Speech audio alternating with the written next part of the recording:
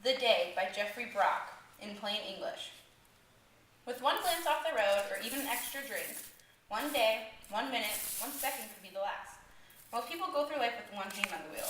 They ride along as they carelessly take for granted the second, the minute, and the hour that goes by. Imagine if that one hand caused the accident that ended a life. Would you go back and change your attitude on life itself? Would you be more careful because you realized how precious that one life we get really is? If people did this more often, some of us might live much longer. The title of my poem by Jeffrey Brock is The Day. The day is him remembering the last good day he has for the person dear to him, and then the person eventually dying. He looks back and realizes that on their last day alive, he spent time thinking about how the person was soon to die instead of enjoying the time. Jeffrey Brock proves to us through metaphors that people never know which day will be their last. Okay.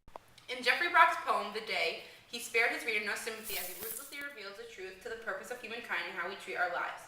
Jeffrey Brock talks about himself as a boy that was reflecting on death that he experienced. Imagine thinking about a sick mother or grandmother.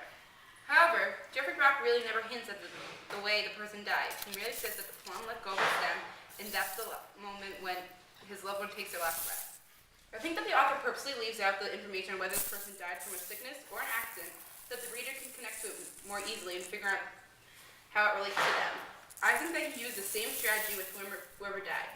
In my interpretation, I felt like he left out the dying person so that the reader can be more open with how they understand the poem. Personally, I've never experienced a death. However, they will come with time and we all have to be prepared. Even though death is sad for the living, I feel like Jeffrey Brock benefited in some way from his tragedy. He is now able to look back on the occurrence and learn from it by putting his full attention to living the life he wants. He also is able to share his knowledge with the world through his writing. As every year goes by, I become more and more aware of my grandpa's worsening Alzheimer's disease and my parents' aging faces. But let's face it, whether people are good, bad, rich, or poor, we have the same inevitable fate of death. He uses the plum as a metaphor for life. He uses the line, "It hangs on a stem like a plum at the edge of a darkening thicket," as a metaphor for another life about to end. But in reality, it's only one more death in a void of past lives. Specific words have helped me determine this conclusion. The word hangs leads me to believe that there's something is dangling, as if in trouble, while a plum is a metaphor for life, because it grows, matures, and dies as humans do. I determined the author was talking about death by the word darkening thicket, because this means that it is a thick area of other plum trees. The word edge made me feel like this life was on the verge of death because it was outside of the thicket. Everyone gets closer and closer to the thicket as life goes on. For me, I'm much further away than my grandfather is, just as my younger cousin is even further away from me. To me, it sounds as if the author doesn't understand the meaning of life or death. He says, "The flesh moves slow for time and evening comes on fast." This means that life is long but death comes quick. Evening is metaphor for death because it is when the sun goes down and darkness comes. I use this stanza and the first stanza to determine that the poet feels that we have so much time to do things on earth, but then we all die.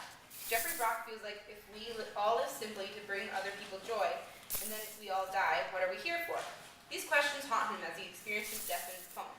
I got the idea that he is looking back at his death because of the line, "The gentlest of breezes rise, and the plum lets go of the stem."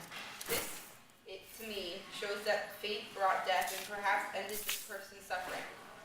Jeffrey Brock reflects on this and realizes that people perhaps spend too much time fearing death and not enough time improving the life we're living.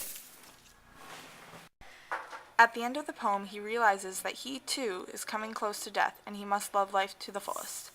It is used to be his hand reaching for life as he stretched for a good way to spend it. Now he realizes that death is coming for him.